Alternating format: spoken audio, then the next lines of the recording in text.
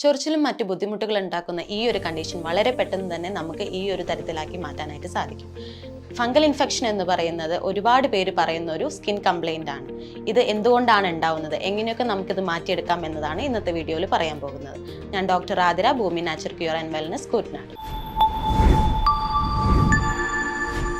Fungal infections കൂടുതലായിട്ട് സമ്മറിൽ, അതുപോലെ തന്നെ വിയർപ്പ് കൂടുതലായിട്ടുണ്ടാവുന്ന ആളുകളിൽ, ഹൈജീനിക് അധികം നോക്കാത്ത ആളുകളിലൊക്കെ ഇത്തരത്തിലുള്ള പ്രശ്നം കണ്ടുവരുന്നുണ്ട്. അതുകൂടാതെ മറ്റുള്ളവരിൽ ഈ ഫംഗൽ ഇൻഫെക്ഷൻസ് ഉള്ളവരിൽ നിന്നും നമുക്കത് കിട്ടാനായിട്ടുള്ള സാധ്യതകളുണ്ട്. ഇത് എങ്ങനെയാണ് ഉണ്ടാവുന്നതെന്ന് വെച്ചിട്ടുണ്ടെങ്കിൽ കൂടുതലായിട്ട് ഇത് ഈർപ്പം കൂടുതലുള്ള ഏരിയകളിലാണ് ഇത് മെയിനായിട്ട് വരുന്നത്.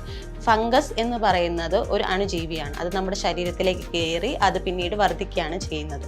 ഇത്തരത്തിൽ ഉണ്ടാവുന്നത് പിന്നീട് നമ്മൾ അവിടെ ചൊറിയുകയോ മറ്റോ ചെയ്യുമ്പോൾ നഖത്തിനുള്ളിലേക്ക് ഇതിൻ്റെ പോഴ്സ് കയറുകയും അത് പിന്നീട് മറ്റു ഭാഗങ്ങളിലേക്ക് വന്ന് അവിടെ വീണ്ടും ഫംഗൽ ഇൻഫെക്ഷൻസ് ഉണ്ടാവാനായിട്ട് കാരണമാവുകയും ചെയ്യുന്നു. വേനൽക്കാലങ്ങളിലും അതുപോലെ തന്നെ വിയർപ്പ് കൂടുതലുള്ള ആളുകളിലൊക്കെ അവരുടെ ഇടുക്കുകളിൽ, അതായത് തൊടയിടുക്കുകളിലോ അല്ലെങ്കിൽ ആംപിറ്റ്സിലോ, കക്ഷത്തോ അല്ലെങ്കിൽ മറ്റ് ഏരിയാസിലൊക്കെ ആയിട്ട് ഇതുപോലെ വിയർപ്പ് വരികയും അവിടെ ഈർപ്പം കൂടുതലാവുകയും അതുമൂലം ഫംഗൽ ഇൻഫെക്ഷൻസ് ഉണ്ടാവുകയും ചെയ്യാറുണ്ട്.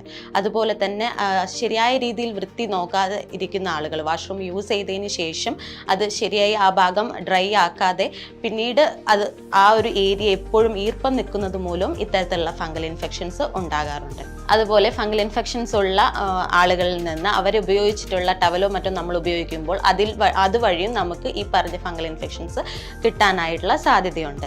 ഇത് കൂടുതലായിട്ടും ഇമ്മ്യൂണിറ്റി പവർ കുറവുള്ള ആളുകളിലാണ് കണ്ടുവരുന്നുള്ളത്. അതായത് ഇപ്പോൾ ഈ സ്പ്രെഡ് ആകുന്നത്, അപ്പോൾ അവർക്ക് ഇമ്മ്യൂണിറ്റി പവർ ഉണ്ട് എന്നുണ്ടെങ്കിൽ, അത്യാവശ്യം പ്രതിരോധ ശക്തി ഉള്ളവരാണെന്നുണ്ടെങ്കിൽ ഈ വരുന്ന ഫംഗൽ ഇൻഫെക്ഷൻസിന് അവരുടെ ബോഡി അത് ചെറുത്ത് നിൽക്കുന്നു. അങ്ങനെ ഇല്ലാതാകുമ്പോഴാണ് അവർക്കും അത് ഈ പറഞ്ഞ ഫംഗൽ ഇൻഫെക്ഷൻസ് വരാനായിട്ട് കൂടുതലായിട്ട് കാരണമാവുന്നത്.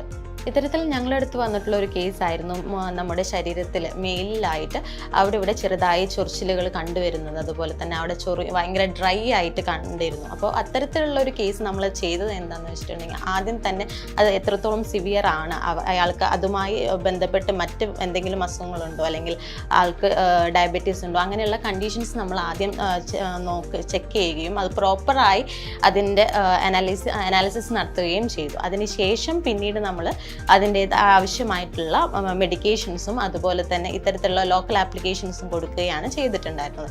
അങ്ങനെ വളരെ പെട്ടെന്ന് തന്നെ ചുരുങ്ങിയ ടൈം കൊണ്ട് തന്നെ നമുക്ക് അതിൻ്റെ ആ ഒരു റിസൾട്ട് കണ്ടെത്താനായിട്ട് സാധിച്ചിട്ടുണ്ട്. ഇതുപോലെ നിങ്ങൾ പ്രോപ്പറായിട്ട് എപ്പോഴും കൺസൾട്ടേഷൻ, നമ്മൾ അറിയുന്ന ഒരാളെ പോയി കണ്ട് അതിൻ്റെ സിവിയറിറ്റി കണ്ട് ട്രീറ്റ് ചെയ്യുകയാണെന്നുണ്ടെങ്കിൽ കുറച്ചുകൂടെ നല്ലതാണ്. അതുപോലെ തന്നെ ഇമ്മ്യൂണിറ്റി പവർ കുറവായ ആളുകളിലും അതോടൊപ്പം എന്തെങ്കിലും കണ്ടീഷൻസ് അവർക്ക് ഇതിനോടൊപ്പം ഉണ്ടെന്നുണ്ടെങ്കിൽ, ഡയബറ്റീസ് ഉള്ളവർ അതുപോലെ തന്നെ മറ്റ് ഹോർമോണൽ ഇംബാലൻസ് ഉള്ളവരിലെല്ലാം ഇത്തരത്തിലുള്ള പ്രശ്നം കണ്ടുവരുന്നത് കൂടുതലാണ്. ഇനി ഇത് നമുക്ക് എങ്ങനെയൊക്കെ പരിഹരിക്കാം എന്നുള്ളതാണ് മെയിനായിട്ട് നോക്കേണ്ടത്. നമുക്ക് ആദ്യം തന്നെ ഇടയ്ക്കിടയ്ക്ക് ഒന്ന് കോൾഡ് ഷവർ ചെയ്യുന്നത് വളരെയധികം നല്ലതായിരിക്കും. ഈ വിയർപ്പ് താങ്ങി നിൽക്കുന്നത് നമുക്കത് ഒഴിവാക്കാനായിട്ട് സാധിക്കും. അതേപോലെ തന്നെ വാഷ്റൂമും മറ്റും യൂസ് ചെയ്ത് കഴിഞ്ഞിട്ടുണ്ടെങ്കിൽ അത് ആ ഒരു ഏരിയ എപ്പോഴും ഡ്രൈ ആയിട്ട് സൂക്ഷിക്കാനായിട്ട് ശ്രമിക്കുക. അവിടെ ഈർപ്പം തങ്ങി നിൽക്കുകയാണെന്നുണ്ടെങ്കിൽ അവിടെ വീണ്ടും ഫംഗൽ ഇൻഫെക്ഷൻസ് വരാനായിട്ടുള്ള സാധ്യത കൂടുതലാണ്. അതുകൊണ്ട് എപ്പോഴും ആ ഭാഗം ഡ്രൈ ആയിരിക്കാനായിട്ട് ശ്രദ്ധിക്കേണ്ടതാണ്. അതുപോലെ തന്നെ ഫംഗൽ ഇൻഫെക്ഷൻസ് ഉള്ള ആൾക്കാരുണ്ടെന്നുണ്ടെങ്കിൽ അവരിൽ നിന്ന് നമ്മൾ മാറി ഒളിക്കുകയല്ല ചെയ്യേണ്ടത്. അവർ ഉപയോഗിക്കുന്ന ഡ്രസ്സോ അല്ലെങ്കിൽ അവരുടേതായിട്ടുള്ള അക്സസറീസ് എപ്പോഴും സൂക്ഷ്മമായി തന്നെ കൈകാര്യം ചെയ്യാനായിട്ട് ശ്രമിക്കുക. ഇപ്പോൾ അവർ ഉപയോഗിക്കുന്ന അക്സസറീസ് ഉണ്ടെന്നുണ്ടെങ്കിൽ അതെപ്പോഴും വാഷ് ചെയ്ത് വെയിലത്ത് ഉണക്കിയെടുക്കാനായിട്ട് ശ്രമിക്കുക. അതുപോലെ തന്നെ അവർക്ക് ഹെൽത്തി ആയിട്ടുള്ള ഡയറ്റും ബാക്കിയുള്ളതെല്ലാം ശ്രദ്ധിക്കാനായിട്ട് നോക്കേണ്ടതാണ്. അതുപോലെ നമ്മൾ ചെയ്യേണ്ട പ്രധാന കാര്യം എന്ന് പറയുന്നത് എപ്പോഴും ഹൈജീൻ ആയിരിക്കുക എന്നുള്ളതാണ്. എപ്പോഴും ഒരു വൃത്തി മെയിൻറ്റെയിൻ ചെയ്യാനായിട്ട് ശ്രമിക്കുക. നമ്മൾ ഉപയോഗിക്കുന്ന ഡ്രസ്സുകളാണെങ്കിലും എപ്പോഴും പ്രോപ്പറായി വാഷ് ചെയ്ത് ഡ്രൈ ചെയ്ത് യൂസ് ചെയ്യാനായിട്ട് ശ്രമിക്കുക. അത് സൺലൈറ്റിൽ കീഴിലിട്ട് അത് ഡ്രൈ ചെയ്ത് യൂസ് ചെയ്യുകയാണെന്നുണ്ടെങ്കിൽ അത് കുറച്ചുകൂടെ നല്ലതായിരിക്കും. അതുപോലെ തന്നെ ഇനി ജോക്ക് സ്റ്റിച്ച് എന്ന് പറഞ്ഞൊരു കണ്ടീഷൻ കൂടിയുണ്ട്. നമ്മുടെ ജെനിറ്റൽ ഏരിയയിൽ ഈ പറഞ്ഞ പോലെ തന്നെ ഫംഗൽ ഇൻഫെക്ഷൻ ഉണ്ടായി നമ്മളവിടെ വല്ലാതെ ചൊറിഞ്ഞ് അവിടെ ഒരു കറുപ്പ് നിറം ചെറുതായി വന്നു തുടങ്ങുന്ന ഒരു കണ്ടീഷനാണ് ഇത്. ഇത്തരത്തിലുള്ളതും ഒരു ഫംഗൽ ഇൻഫെക്ഷൻസിൻ്റെ ഇതിൽ വരുന്നത് തന്നെയാണ്. അപ്പോൾ ഇതിനും നമുക്ക് ചെയ്യാൻ പറ്റുന്നതെന്ന് പറയുന്നത് ഹിപ്പ് ബാത്ത് എടുക്കുന്നത് വളരെയധികം നല്ലതാണ്. ഹിപ്പ് ബാത്തിൽ ചെറു ചൂടുവെള്ളത്തിൽ, ഇളം ചൂടുവെള്ളത്തിൽ നമുക്ക് ആര്യവേപ്പിലയോ അല്ലെങ്കിൽ കല്ലുപ്പോ ഇട്ടിട്ട് കുറച്ച് സമയം അതിനകത്ത് ഇരിക്കുകയാണെന്നുണ്ടെങ്കിൽ ഈ ഒരു കണ്ടീഷൻ വളരെയധികം നല്ലതാണ്. അത് കുറയ്ക്കാനായിട്ട് വളരെയധികം സഹായിക്കുന്നതാണ്. അതുപോലെ തന്നെ മറ്റു ഭാഗങ്ങളിൽ ഉണ്ടാവുന്ന ഫംഗൽ ഇൻഫെക്ഷൻസിനും ഈ പറഞ്ഞ പോലെ തന്നെ നമ്മൾ കുളിക്കുന്ന സമയത്ത് ആ വെള്ളത്തിൽ ഈ പറഞ്ഞ ആര്യവേപ്പിലയോ അല്ലെങ്കിൽ കല്ലുപ്പോ ചേർത്ത് നമ്മൾ അത് ഉപയോഗിച്ച് കുളിക്കുകയാണെന്നുണ്ടെങ്കിലും അതിന് വളരെയധികം സഹായിക്കുന്നതാണ്. ഇനി ഉള്ള ഏരിയാസ്, ഈ ഫംഗൽ ഇൻഫെക്ഷൻസ് ഉള്ള ഏരിയാസിൽ നമുക്ക് ആര്യവേപ്പിലയും മഞ്ഞളും ഇട്ട് വെള്ളം തിളപ്പിച്ചിട്ട് ആ വെള്ളം കൊണ്ട് വാഷ് ചെയ്യുന്നതും വളരെയധികം സഹായിക്കുന്നതാണ്. ഇത് അവിടെയുള്ള ആ ഫംഗൽ ഇൻഫെക്ഷൻസ് കുറയ്ക്കാനായിട്ട് വളരെയധികം സഹായിക്കുന്നുണ്ട്. വല്ലാതെ ചൊറിച്ചൽ അനുഭവപ്പെടുകയാണെന്നുണ്ടെങ്കിൽ ആ ഒരു ഏരിയയിൽ വെളിച്ചെണ്ണ അപ്ലൈ ചെയ്യുന്നതും അതുപോലെ തന്നെ കറ്റാർവാഴയുടെ ആ ഒരു ഓയിലാക്കി അത് നമുക്ക് അപ്ലൈ ചെയ്യുന്നതും വളരെയധികം നല്ലതാണ്. ഇതിനെല്ലാം പുറമെ നമുക്ക് ഭക്ഷണത്തിലേക്ക് കൂടുതലായിട്ട് പ്രോബയോട്ടിക്സ് ആഡ് ചെയ്യാനായിട്ട് നോക്കാം. നമ്മുടെ ശരീരത്തിൽ ഇമ്മ്യൂണിറ്റി പവർ കുറയുമ്പോഴാണ് നമ്മൾ ഈ പറഞ്ഞ ഫംഗസ് കൂടുതലായിട്ട് എഫക്റ്റീവായി വരുന്നത്.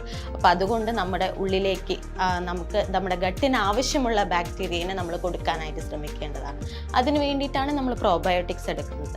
തൈര്, അതുപോലെ യോഗേർട്ട് എന്നിവയെല്ലാം നമ്മൾ ഭക്ഷണത്തിലേക്ക് ഉൾപ്പെടുത്തുന്നത് ഇതിന് വളരെയധികം സഹായിക്കുന്നതാണ്. ഇത് നമ്മളുടെ ശരീരത്തിലുള്ള നല്ല ബാക്ടീരിയനെ കൂട്ടാനായിട്ടും ഇതുവഴി ഇമ്മ്യൂണിറ്റി പവർ കൂടുതൽ കൂട്ടാനായിട്ടും വളരെയധികം സഹായിക്കുന്നു. ഇതൊക്കെ നമുക്ക് വീട്ടിൽ ചെയ്യാൻ പറ്റുന്ന കാര്യങ്ങളാണ്. ഇത് കൂടാതെ നമുക്ക് എത്രത്തോളം ഉണ്ട് അതിൻ്റെ സിവിയറിറ്റി, എത്രത്തോളം ആ ഒരു ഫംഗൽ ഇൻഫെക്ഷൻസ് ഉണ്ട് അല്ലെങ്കിൽ എവിടെയൊക്കെയാണ് എന്നുള്ള അത് നമ്മൾ കറക്റ്റ് അനലൈസ് ചെയ്ത് അത് പ്രോപ്പറായിട്ട് ട്രീറ്റ് ചെയ്യുകയാണെന്നുണ്ടെങ്കിൽ അത് കംപ്ലീറ്റ് ആയിട്ട് വളരെ പെട്ടെന്ന് തന്നെ നമുക്ക് മാറ്റിയെടുക്കാനായിട്ട് സാധിക്കും. അതിന് നമുക്ക് വളരെ കണ്ടിന്യൂസ് ആയിട്ട് ഇത്തരത്തിലുള്ള ഫംഗൽ ഇൻഫെക്ഷൻസ് നമ്മൾ ഈ റെമഡീസ് ചെയ്തിട്ടും വീണ്ടും വീണ്ടും വരികയാണെന്നുണ്ടെങ്കിൽ അത് പ്രോപ്പറായി നമുക്കൊരു കൺസൾട്ടേഷനിലൂടെ അത് കറക്റ്റ് അതിൻ്റെ സിവിയറിറ്റി എന്താണ്, എങ്ങനെയൊക്കെ, എന്തുകൊണ്ടാണ് അത് വീണ്ടും വീണ്ടും വന്നുകൊണ്ടിരിക്കുന്നത് എന്നുള്ളത് നമുക്ക് തിരിച്ചറിയാനായിട്ടും പ്രോപ്പറായിട്ട് അതിന് വേണ്ടിയിട്ടുള്ള മെഡിക്കേഷൻസ് എടുക്കാനായിട്ടും നമുക്ക് സാധിക്കും. ഇത്തരത്തിലുള്ള കാര്യങ്ങൾ ചെയ്യുകയാണെന്നുണ്ടെങ്കിൽ നമുക്ക് വളരെ പെട്ടെന്ന് തന്നെ ഈ ഫംഗൽ ഇൻഫെക്ഷൻസ് എളുപ്പത്തിൽ തന്നെ അത് നമുക്ക് മാറ്റിയെടുക്കാനായിട്ട് സാധിക്കും. ഇനി ഈ പറഞ്ഞ കാര്യങ്ങളിൽ എന്തെങ്കിലും ഡൗട്ട് ഉണ്ടെന്നുണ്ടെങ്കിൽ താഴെ കാണുന്ന നമ്പറിൽ കോൺടാക്ട് ചെയ്യുക. നന്ദി.